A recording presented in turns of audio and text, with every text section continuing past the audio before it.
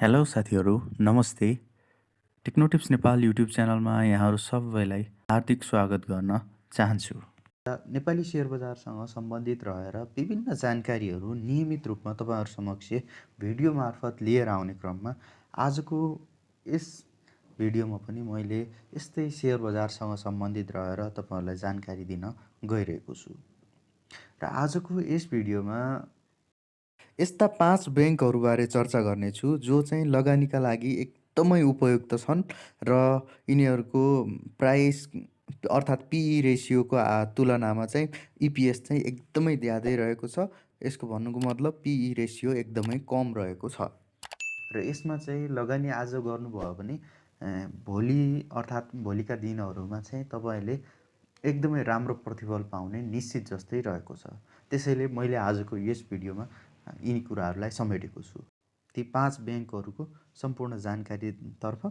र तर त्यसका लागि तपाईँले यदि हाम्रो यस युट्युब च्यानललाई अझै पनि सब्सक्राइब गर्नुभएको छैन भने कृपया च्यानललाई सब्सक्राइब गरी अल नोटिफिकेसनलाई अन गरिदिनु होला, ताकि आउने दिनमा हाम्रा यस्तै जानकारीमूलक भिडियोहरू तपाईँहरू चाहिँ सबैभन्दा पहिले आइपुग्नेछ। अब यस अन्तर्गत मैले आज 5वटा बनेका ती ब्याङ्कहरू अन्तर्गत 5औं नम्बरमा पर्ने ब्याङ्कतर्फ लागौँ र 5औं नम्बरमा मैले समेटेको छु सानिमा ब्याङ्क लिमिटेडलाई। र सानिमा ब्याङ्क लिमिटेडको दोस्रो त्रैमासिकको रिपोर्ट अनुसार हेर्ने हो भने अर्निङ पर सेयर चाहिँ 20 रुपियाँ 25 पैसा रहेको छ र पिई रेसियो चाहिँ यसको 16.10 रहेको छ। त्यसैले मैले यसलाई चाहिँ 5 नम्बरमा राखेको छु। अब यसको आजको दिनमा चाहिँ प्राइस कति छ हैन, यसको डिभिडेन्ड हिस्ट्री के कस्तो छ भन्ने कुराबारे पनि म तपाईँलाई यहाँ देखाउन गइरहेको छु। र सानिमा ब्याङ्क लिमिटेडको त्यो लास्ट ट्रान्जेक्सन प्राइस चाहिँ 326 रुपियाँ रहेको रहेछ र त्यो दिन चाहिँ कम्पनीको प्राइस चाहिँ 5 पोइन्टले घटेको रहेछ। र अब यसको हाई लो प्राइसको कतिको प्राइस चाहिँ माथि रहेको छ भन्ने कुरालाई हेर्नको लागि हामीले सधैँ 52 विक्सको हाई लो प्राइसलाई हेर्दाखेरि एकदमै राम्रो मानिन्छ।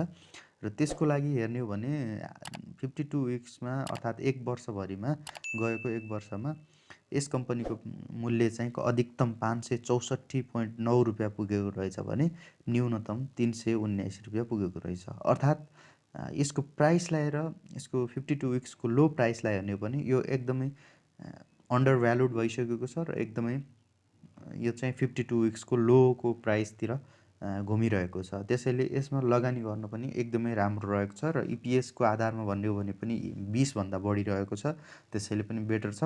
र प्राइस टु अर्निङ रेसियोको हेर्ने हो भने जम्मा 16 मात्रै रहेको छ। र अब यसको डिभिडेन्ड हिस्ट्री हेर्नुहुन्छ भने यसले पोहोर साल मात्रै अर्थात् 2077-78 को लागि यसले 17.17% बोनस सेयर चाहिँ घोषणा गरिसकेको छ, जुन ब्याङ्कमध्ये घोषणा गरेका ब्याङ्कहरूमध्ये लगभग टप 3 कै रेसियोमा पर्दछ। डिभिडेन्ड हिस्ट्री केलाउँदाखेरि सानिमा ब्याङ्क लिमिटेडले हेर्न सक्नुहुन्छ 17 दिएको छ, 13 दिएको छ हैन। Total dividend 21, 14, 16, 15। यसको न्यूनतम यसो हेर्दाखेरि न्यूनतम 5% को बोनस डिभिडेन्डदेखि लिएर यसको चाहिँ अधिकतम 21% सम्म चाहिँ यसले चाहिँ डिभिडेन्ड दिएको देखिन्छ। त्यसैले यो 319-26 को प्राइसमा हेर्नु पर्दाखेरि यतिको 15-20% को रिटर्न आउनु भनेको एकदमै राम्रो मान्न सकिन्छ। र यसले भोलिका दिनमा एकदमै यसले बिजनेस चाहिँ प्रमोट गर्दै गएको कारणले यसले चाहिँ धेरै मात्रामा प्रतिफल दिने यसको आकलन चाहिँ गर्न सकिन्छ। र अब चौथो नम्बरमा रहेको छ प्रभु ब्याङ्क लिमिटेड। र प्रभु ब्याङ्क लिमिटेडको दोस्रो त्रैमासिकको आधारमा हेर्नु पर्दाखेरि यसको अर्निङ पर सेयर चाहिँ यसको 19.86 रहेको छ भने त्यस्तै प्राइस टु अर्निङ रेसियो चाहिँ यसको जम्मा 14.75 रहेको छ। र यसको इपिएस र प्राइस टु अर्निङ रेसियोको डिफ्रेन्स हेर्नु पर्दाखेरि 5.11 को 5.11 को पोइन्ट्सको डिफ्रेन्स रहेको छ। त्यसैले मैले यसलाई चाहिँ 4th नम्बरमा राखेको छु। र प्रभु ब्याङ्कको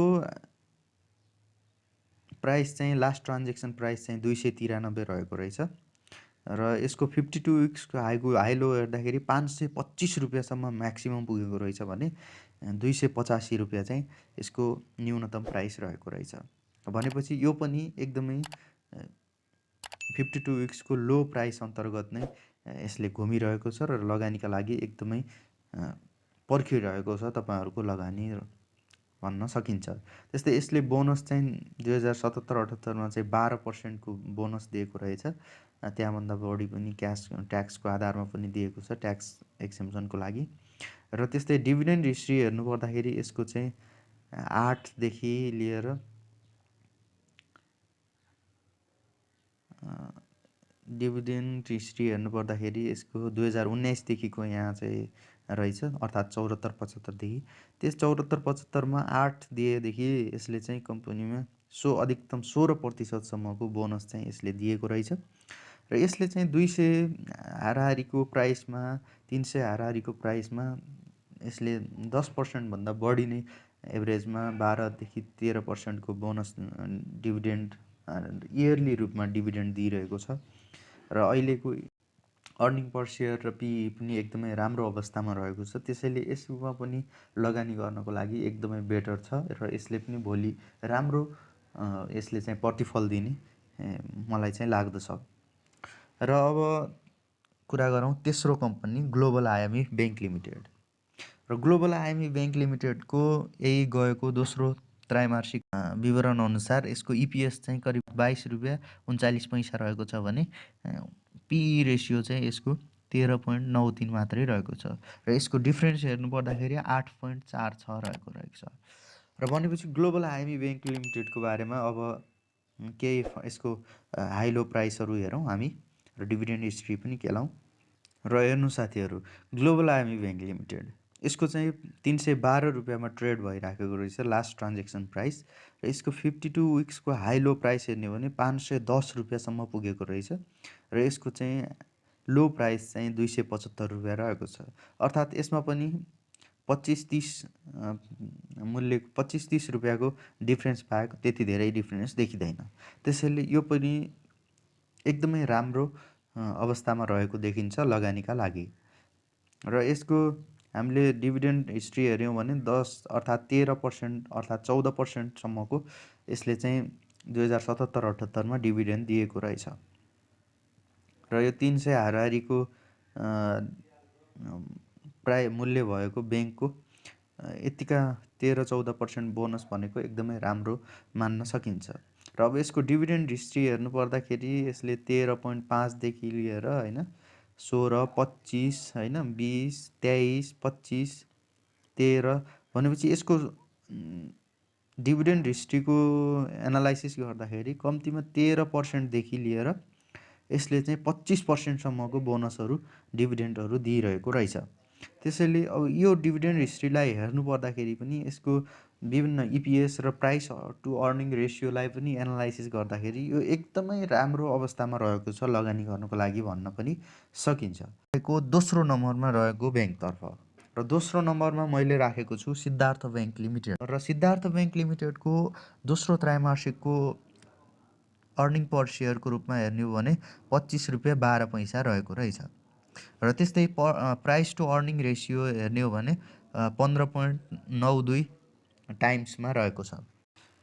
र यहाँ देख्न सक्नुहुन्छ सिद्धार्थ बैंकको प्राइस हेर्नु पर्दाखेरि लास्ट ट्रान्जेक्सन प्राइस चाहिँ 400 रुपियाँमा भएको रहेछ र त्यो दिन चाहिँ कम्पनीको प्राइस चाहिँ 8 रुपियाँले कमी आएको रहेछ अर्थात् घटेको रहेछ। र यसको 52 विक्सको हाई लो प्राइसको तुलनामा गर्ने हो भने करिब 605 रुपियाँसम्म पुगेको रहेछ यसको हाई प्राइस चाहिँ म्याक्सिमम प्राइस चाहिँ भने यसको मिनिमम प्राइस चाहिँ 384 रुपियाँ रहेको छ। भनेपछि यसमा 16 अङ्कको डिफ्रेन्स आयो यसको हाई करेन्ट एलटिपी र यसको चाहिँ 52 विक्सको लो प्राइसमा। भनेपछि यो पनि एकदमै लगानीको एकदमै उच्चतम पर्ने भन्ने कुरा यहाँबाट हामीले बुझिसक्यौँ। र यसले डिभिडेन्डको लेटेस्ट डिभिडेन्डको रूपमा हेर्नु पर्दाखेरि यसले करिब 15% को डिभिडेन्ड चाहिँ दिएको रहेछ 2077-78मा। र 15% डिभिडेन्ड भनेको पनि एकदमै ब्याङ्किङ एकदमै ब्याङ्किङ सेक्टरमा लगभग टप रेटेड नै डिभिडेन्ड मानिन्छ। त्यसैले अब हामी लाग्दैछौँ यसको सिद्धार्थ ब्याङ्कको डिभिडेन्ड हिस्ट्री हेर्नतर्फ। यसको डिभिडेन्ड हिस्ट्री हेर्दाखेरि 15 देखि लिएर 13 सम्म पनि दिएको रहेछ र मिनिमम 8 रुपियाँ दिएको रहेछ। 8% डिभिडेन्ड दिएको रहेछ मिनिमम, र 8%बाट यसले करिब करिब म्याक्सिमम 39% सम्म डिभिडेन्ड दिएको रहेछ। भनेपछि एकदमै राम्रो डिभिडेन्ड चाहिँ यसले दिइरहेको रहेछ।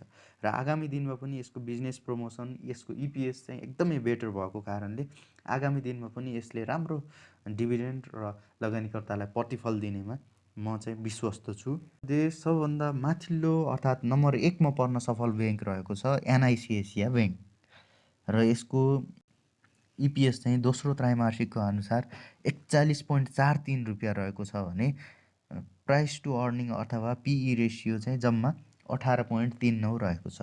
चाहिँ यसको एलटिपी चाहिँ 762 रुपियाँमा चाहिँ लास्ट कारोबार भएको रहेछ भने यसको चाहिँ 52 विक्सको हाई लो प्राइसको आधारमा हेर्नु पर्दाखेरि यसको 52 विक्सको हाई प्राइस चाहिँ 1085 रहेको रहेछ भने यस्तै मिनिमम प्राइस चाहिँ यसको 701 रुपियाँ रहेको रहेछ। भनेपछि यो पनि 700 हाराहारीमै रहेको छ। भनेपछि यसमा पनि एकदमै तपाईँहरूको लगानी चाहिँ पर्खिरहेको छ भन्ने कुरा हामीले सजिलै अनुमान गर्न सक्छौँ। र यसको लेटेस्ट डिभिडेन्डको हेर्नु पर्दाखेरि यसले 2076-77मा चाहिँ 19% अर्थात् बनाउँ 20%को चाहिँ डिभिडेन्ड दिएको थियो, र 2077-78को डिभिडेन्डको केसमा चाहिँ यसले पुँजी कोष चाहिँ न्यूनतम एकदमै धेरै लोन दिएका कारणले पुँजी कोष चाहिँ प्राप्त गर्न नसकेको कारणले, पुर्याउन नसकेको कारणले राष्ट्र ब्याङ्कले चाहिँ यसको डिभिडेन्डलाई चाहिँ खारेज गरिदिएको थियो। त्यसैले यस वर्ष चाहिँ अर्थात् गएको आर्थिक वर्षमा चाहिँ यस कम्पनीको लगानीकर्ताहरूले चाहिँ बोनस प्राप्त गर्न सकेनन्, र एकदमै म्याक्सिमम चाहिँ यसले बिजनेस गरिरहेको छ लोनहरू प्रोभाइड गरेर। त्यस कारणले पनि यसको पुँजी कोषमा चाहिँ अपर्याप्तता आएको हो।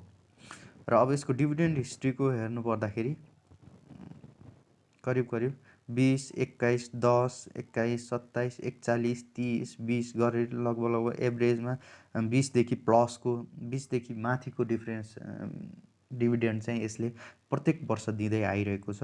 र कम्पनी एकदमै प्राइस पनि एकदमै 600-700 को हाराहारीमा रहेको यस कम्पनीको प्राइस चाहिँ एकदमै लगानीका लागि अहिलेको एकदमै राम्रो, एकदमै बेटर अप्सन रहेको मलाई चाहिँ लाग्छ। र यहाँको यसको फन्डामेन्टल्सलाई हेर्दा पनि, यसको डिभिडेन्ड हिस्ट्री हेर्दाखेरि, इपिएस र पिई रेसियोलाई पनि एनालाइसिस गर्दाखेरि एकदमै लगानीको लागि एकदमै उच्चतम बिन्दुमा पर्ने ब्याङ्कका रूपमा एनआइसिएसिया ब्याङ्कलाई लिन सकिन्छ। र यस सँगसँगै एनआइसिएसिया ब्याङ्क सँगसँगै आज मैले प्रस्तुत गरेका 5 ब्याङ्कहरूमा एकदमै लगानी तपाईँहरूको पर्खिरहेका छन्, र यिनीहरूमा सके जति आफ्नो चाहिँ लगानी गर्नुभयो भने यिनीहरूले आगामी केही वर्षमा एकदमै राम्रो प्रतिफल चाहिँ तपाईँलाई दिनेमा म चाहिँ एकदमै ढुक्क छु। र यिनीहरूको पर्फर्मेन्स हेर्दा पनि, फन्डामेन्टल्स हेर्दा पनि ढुक्क हुन सकिन्छ। र यो जानकारी चाहिँ मैले तपाईँहरूलाई दिएँ। आजको भिडियो यति नै साथीहरू। यदि भिडियो मन पर्यो, जानकारीमूलक रह्यो भने कृपया लाइक गर्नुहोला र सेयर गर्नुहोला, र यदि च्यानललाई अझै पनि सब्सक्राइब गर्नुभएको छैन भने कृपया च्यानललाई पनि सब्सक्राइब गर्नुहोला भन्दै आजको यस भिडियोबाट बिदा माग्न चाहे। हवस् त, धन्यवाद, नमस्ते।